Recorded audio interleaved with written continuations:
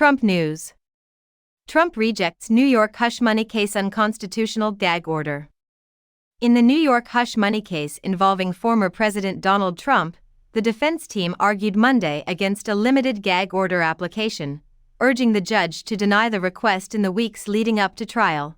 The legal team representing Trump is requesting that Judge Juan Merchan reject the gag order that the prosecution has requested, describing it as unconstitutional since it does not adhere to the proper legal criteria for limiting a defendant's speech. The ex-president's legal team is arguing that, in his quest for the Republican nomination, he should have the right to reply to criticisms leveled by his rivals, with Super Tuesday approaching and President Biden gearing up to utilize the State of the Union address for his personal political agenda. President Trump's lawyers argued that it would be unfair to criticize the president's First Amendment speech based on politically motivated indictments like this one, in a letter to the American people. Defense attorney Todd Blanche argued that Trump's unfiltered speech on all matters pertaining to the case was a First Amendment privilege. Political opponents of President Trump have used this case to harm him and will do so in the future.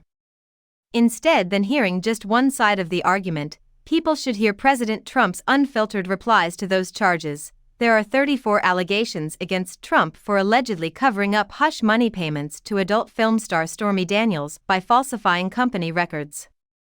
Trump has denied having an affair with Daniels and pleaded not guilty.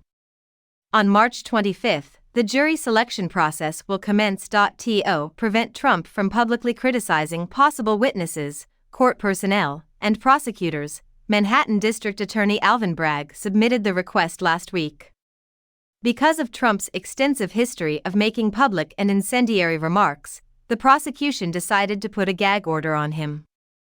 In addition to the defendant's followers and friends' expected reactions to those words, there is a considerable risk that they will cause material prejudice and constitute a severe threat to the orderly administration of this criminal trial, the application claimed.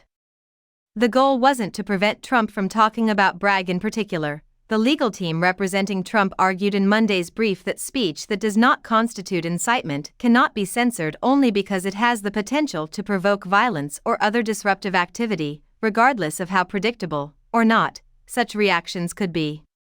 Since Trump's criminal case is inextricably interwoven with his candidacy for president, he should be afforded the greatest level of constitutional protections.